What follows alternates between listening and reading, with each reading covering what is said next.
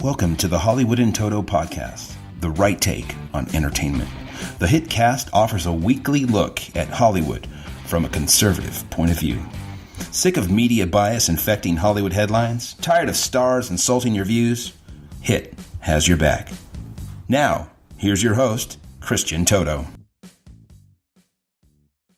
Welcome to episode 111 of the Hollywood in Toto podcast, the right take on entertainment.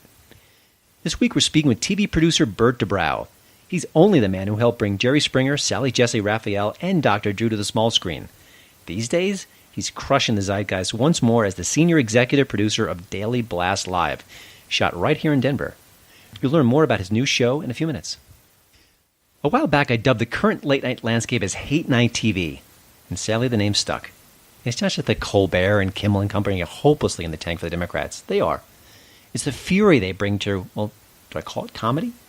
Colbert's homophobic jokes about Trump and Putin, the venom that slithers out of Samantha Bee's mouth on any given broadcast, and a lesser-known player in the late-night galaxy, Jim Jefferies, well, he's got his own brand of hate.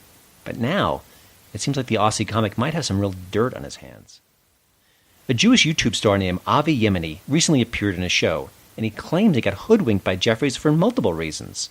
For starters, he said that the show promised not to include his segment with any sort of mention of neo-Nazis, and they quickly broke that promise. But more importantly, he says that he was taken grossly out of context, and his quotes were rearranged to bolster the comic's anti-Trump narrative.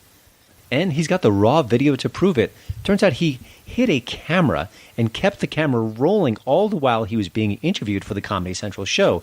Then later, when he saw that the show was edited incorrectly and unfairly, he decided to leak it piece by piece on his YouTube channel.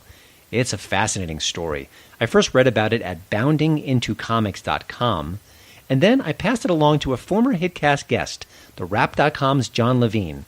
I want to see what he's going to dig up into the situation.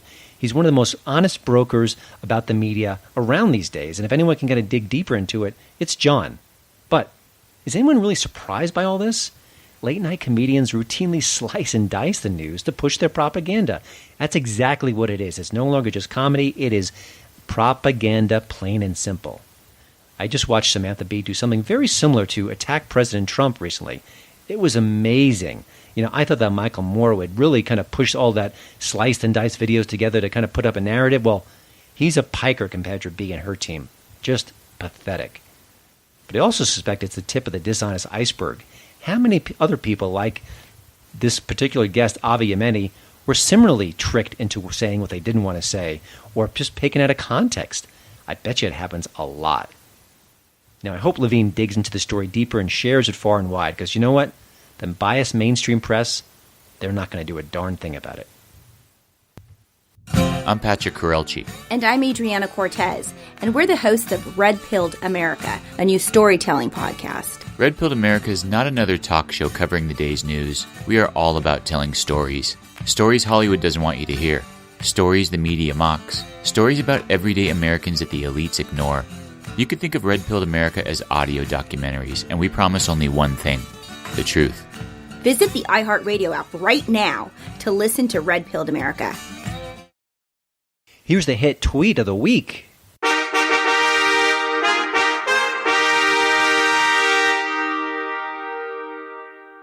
Ronnie P., we missed you. The great Ron Perlman of Sons of Anarchy fame spends so much time on Twitter using the term mother effer and all sorts of other horrible names. I don't know if he even has time to sleep. He's a 24/7 rage machine against President Trump, and with this tweet, he shares how it makes him oh so sad. You think I like getting up every morning spewing all this S, bile, poison that lives in me on this platform? You know what I like less? Getting up every morning and knowing the lowest piece of S that dwells on this beautiful planet has been cruelly put in charge. Narrator, we think he actually likes spewing on Twitter.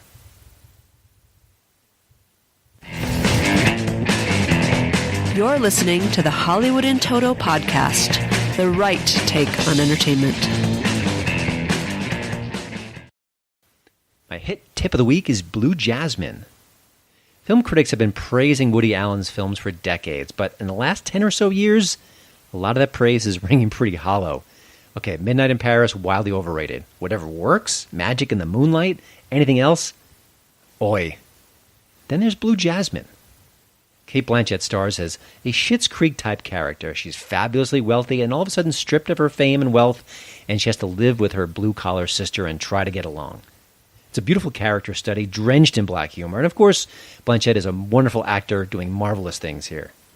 It's also Woody Allen's best work in a very long time. And given his current fight with Amazon and whether we're going to see any more movies in the near future, he may not be able to top it for quite some time, and he's not getting any younger.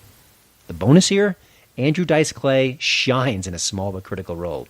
Who knew he had that in him? Of course, we've seen him in the more recent film A Star is Born, excellent again, but boy, I didn't think he could be such a good character actor. I think he's got a nice, bright future ahead of him, maybe even away from the stage. Blue Jasmine is streaming right now on Netflix. Don't touch that dial. You're listening to my daddy's podcast. Now let's get to this week's HitCast interview. What do Dr. Drew, Sally Jesse Raphael, and Jerry Springer have in common? They all hit the TV talk show circuit thanks to Burt Dubrow. He played a critical role in bringing all three to the small screen. He's been producing a lot of popular talk shows for the last few decades. His track record is very impressive. These days, he's a driving force behind Daily Blast Live. The syndicated show, shot here in the Mile High City, offers breaking news, opinion, and much more. You can watch and then fire back on social media. Weigh in as much as you like. It's exactly the kind of cutting-edge approach that Dubrow has made famous for many, many years. And of course, you can also watch the show on YouTube and Facebook. Go to dailyblastlive.com for more information. Now, I have to say, Burt and I got off on the wrong foot early in this conversation, but I think things settled down after that, and we had a really good chat. Hope you enjoy my interview with true TV visionary Burt Dubrow. Well, Burt, thanks for joining the show. You know, there's no lack of hot-button issues going around today in our culture, and I'm just kind of curious, when you think about what's going on in Daily Blast Live, what's getting the most attention? Is it politics? Is it race? Is it religion? What's the one topic that jumps out and always gets an instant reaction? The answer to that question is yes. All of them. I mean, it really does depend what's going on a particular day. Mm-hmm. So if there's a Jesse Smollett thing going on, then that'll happen. If there's that college scandal with Felicity Huffman, then that happens. Whenever, we have a saying around here that we say every day on the show when we open, we're talking about what you're talking about right now. Mm-hmm. That's how we open every show. So we try to talk about what people are talking about. And sometimes that's comfortable and sometimes that's uncomfortable. And from a television standpoint, when it's uncomfortable, people tend to watch that a bit more, if that makes any sense. Yeah, of course. And I know you've done a whole bunch of different shows, taped and live. You've got a show now that has, obviously it's live, but there's a social media component as well, which wasn't possible 10, 20 years ago. What's the hardest part of kind of juggling all those balls and keeping them in the air from your perspective? Well, we have a social media team of 10 to 12 people. But I think the hardest part is, and I don't know that anybody's figured it out yet, and that includes us, is how can you get social media to drive broadcast? Mm-hmm. Now, it's not difficult to get broadcast to drive social media. So if something is happening and we're having a good, aggressive conversation about it, that will usually drive social media. But if we've got something going on social media, it doesn't necessarily drive broadcast. Mm-hmm. So no one's really been able to figure that out yet. And I'm not sure that anybody will, but we certainly try every day. Yeah. Through the years, the work that you've done and the shows you've done, it's conflict, it's arguments, it's conversation, and that attracts viewers. It gets our attention. And I was kind of curious, when you're dealing with different topics and themes, are there certain ones that you just either avoid or step extraordinarily carefully? Just given your track record and the fact that you know what we're interested in, but are there certain themes where you really have extra caution more than anything else? Christian, right? Yeah. Okay. What do you think my track record is? First of all, I'm interested that you're sort of putting me in a little place, and I want to know what you think it is. And then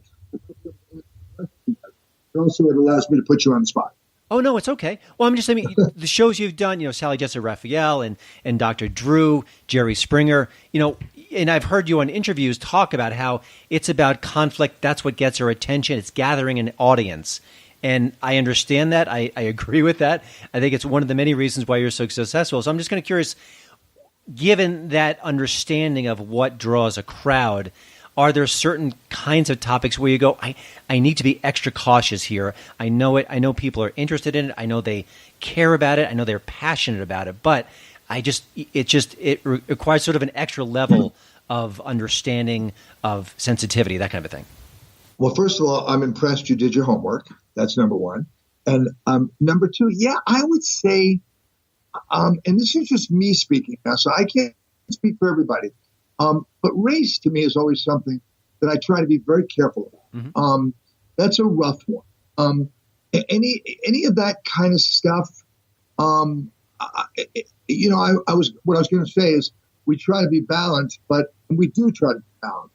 But sometimes that's difficult because our panel, I would say, certainly leans a little more to the left than to the right, but we really do our best to try to keep it as balanced as we possibly can. But going back to your question, I think race is one.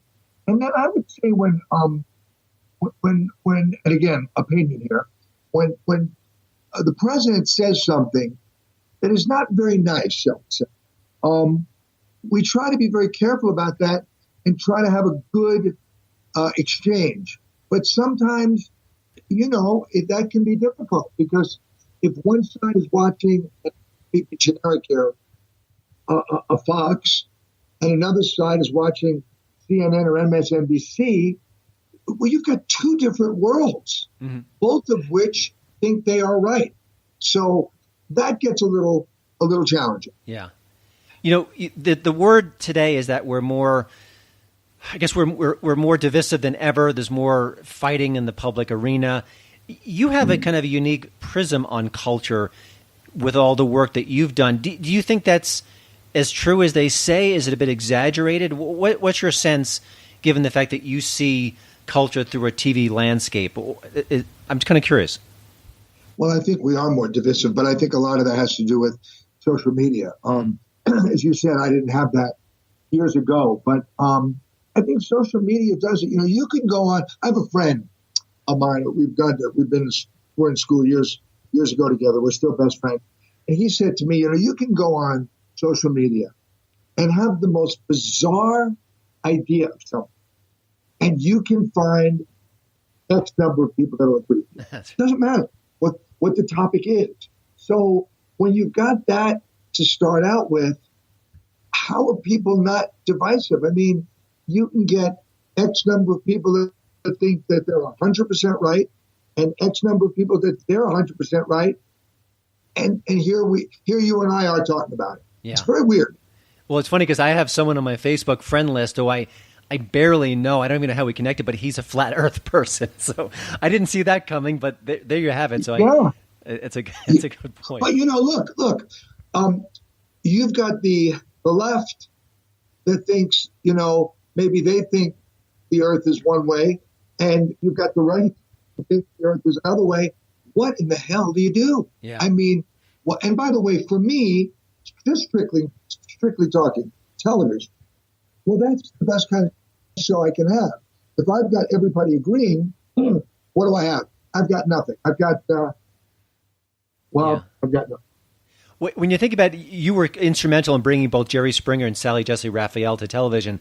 I'm curious if those personalities emerged today in 2019, how differently would you either package them or handle them or bring them to the marketplace, just given the fact that culture has changed so much?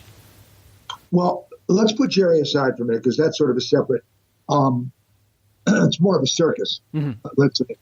And we knew that. But you take a Sally, I'm sorry, my throat. I think you could do that show today easily. I think you could do it better today and easier today than we did it then because of what you and I are talking about. It would be so easy to put a panel up of, let's just call it for a minute, Trump supporters and an entire audience of people who are not Trump supporters. and then we could all sit back and watch that happen. Yeah. Wouldn't that be great television? And have someone who's smart and sort of perceptive as Sally to kind of oversee it all. Yeah. I mean, but you almost wouldn't have to. You could just put a microphone up there, and I'm exaggerating to make a point, but I do believe that format, let's call it the Donahue format, by the way. Let's not call it the Donahue. Sally, let's give credit where credit's due. It really was the Donahue format. And to do that today, I think we need it more and more and more. Mm-hmm. And looking back over the years, you've been able to kind of check into people and bring them up where you saw something that other people, you took local personalities and made them nationally known. I was kind of curious, when you look at a potential talk show host, what's the secret sauce? What's that inner ingredient that you need to see to say, hey, I've got faith in this guy or gal that it's going to be something special? Wow. Isn't that a tough question? For me, I think at different times it changes. I think it's always about being relevant. And when I started Sally, for instance, I really had in my mind that there was no female doing a show like that. And you had Dinah Shore and people like that, but you had no female doing a controversial show. So for me at that time, I wanted to be the one who had the first female. And so that's how that worked out. Jerry started out sort of as a replacement for Phil. Because, we were the same company, Sally, Jerry, Phil. Mm-hmm. And then, a bunch of things happened. And the next thing you know, a chair went up in the air and our format changed on Springer. But what to look for? Likability is a real big deal with me. Smart is a real big, there's a guy I love, and I don't mind mentioning his name, Dan Abram. Do you know Dan? I don't know. Dan is the legal guy on GMA. He does a show on A&E called Cops or Live Cops or something like that. You'd know him if you saw him. Okay. Listen, I think you could take Chris Cuomo today and put him in a Donahue format or what you might call a Sally format, and I think it would work. I think he's got that something that you and I are talking about. Yeah. And your track record's pretty good, so I trust you. Burt, I was kind of curious. We think about certain stars in Hollywood, like the Clint Eastwoods of the world, and they've been around forever. They endure. But there are so many stars, actors, producers, directors who have a small career, and it's so hard to get there, and it's so hard to stay on top. Looking at your own career, it's been success after success. You've been here for, Daily Blast Live is just part of the tapestry. What do you credit your success? And I'm not dismissing your talent and hardworking nature, but it's really hard to sustain a career in the field that you're in. What's been what have you kind of turned to, or what do you think has been part of that success? Well, first of all, you flatter me. So, thank you. Track record speaks for itself. So, yeah, but there have been, Christian, there have been dry spells for me, frustrating ones, but I'll go back to the word relevant. I think when I went to CNN, that really, really helped me and sort of woke me up. And it came at the right time. A gentleman by the name of Bill Galvin and Jeff Zucker put me there. I'll never, ever be able to thank them enough for doing that. But, I try to stay relevant. When I came to Daily Blast Live, that was a word. I know I'm overusing the word, but that's a word that I wanted to bring here. Mm-hmm.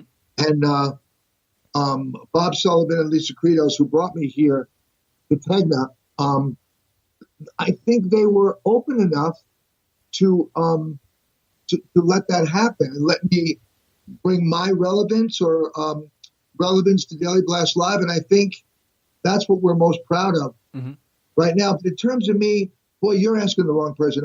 I'm the last person in the world to ask about me. I'm not good at that at all. Well, let me flip the script real briefly. You mentioned you've had dry spells. We all have them. As a creative type, as someone who's entrepreneurial at heart, what do you do when the dry spell happens? What's the way out of it? Because I think a lot of people hit those bumps along the way, and sometimes we don't recover. And obviously, you have. Well, I cried. I was very upset. I certainly felt like I was frustrated because I saw a lot of people that were doing things that I thought I could be doing. And so I guess tenacity, for me, it's always what I wanted to do. It's what I believe I know. And I just kept pushing and pushing, and I continue to do so, even here. But again, there are people that could sit here and not talk about the dry points. I think they're honest and they're important. So when I had them, it gave me even more energy. But the other answer to your question is, I was then pitching shows to sell.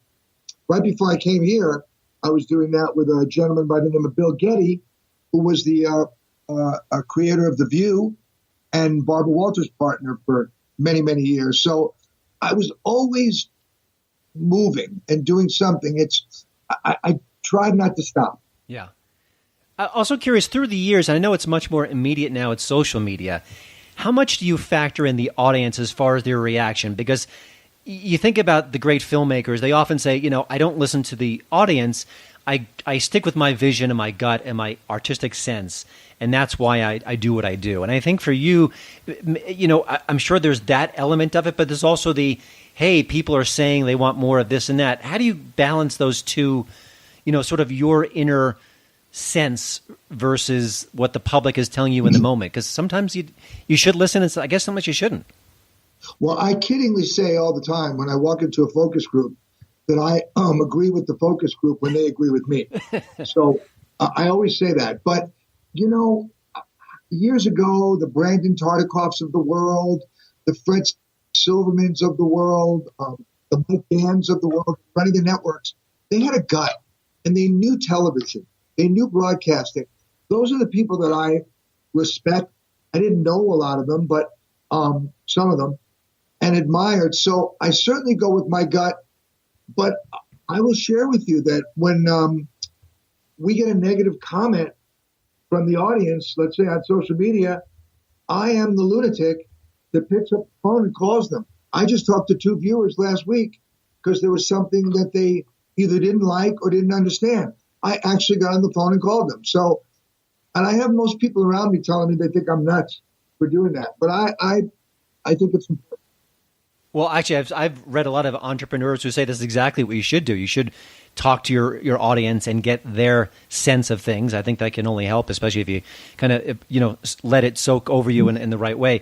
I had one last question, Burt, and just given the sense that you've had over the years of what's hot and what's popular and what to do in the culture and TV, what kind of trends do you see maybe bubbling up right now in the media that aren't big, but they could be sooner than later, sort of, could be TV trends, content trends, social media waves, anything that kind of comes to mind? Well, the only thing that comes to my mind right now is the separation that we all have. And I don't think that's going away anytime soon. And so I think the more we can talk, the more we can bring up the politics, the gender issues, the race issues, I think the better we are. I think we need to talk about these things. Mm-hmm. And that's always been my thing. And I think we should talk about them as fairly as we possibly can. And don't get me wrong. There are people that think we're, not balanced and should do differently. But I always say to the people here, if we can move the audience some way, then we're doing our job. I had a friend who I went to school with and helped start. You may know him. His name is Andy Kaufman, comedian. Do you know the name? Oh, of course, yeah. Okay. Andy and I were best friends. And Andy, and if you go back to thinking about what he did from the wrestling to all the madness that he caused, his philosophy was, when I get on stage or when I do something, as long as I get a reaction, I'm good. Could be negative, could be positive, and I feel the same way. But if we get a reaction, we need to move. Hold on, my phone just did something stupid. We need to move people, and we've got to move people. And in a world where people are cutting the cord and you've got to get noticed, it's all about people knowing you're there, all about brand recognition. And right now, my plight, our plight with Tegna is to let people know what we're doing, because we are doing, you say what's coming up. And I swear to you, I don't mean this in such a plugged way, but Daily Blast Live is the only show that's doing what it's doing. Mm-hmm. There is no other show that does this. It's sort of like The View meets the Today Show with a huge social media component. No one's doing that. So I think that we're just starting to come up, and people will see this kind of television. It's not The View alone, and it's not the Today Show alone, and it's not a social media show alone. It's all of it together with very, very strong points of view and very strong opinion. Yep. Well, I don't think anyone's shocked that, Burt, you're ahead of the curve once again. Thank you, Burt, for joining the HitCast. Please watch Daily Blast Live, syndicated nationwide, and of course also via YouTube and Facebook. The links to those will be on the show notes page at HollywoodInToto.com, or just visit DailyBlastLive.com.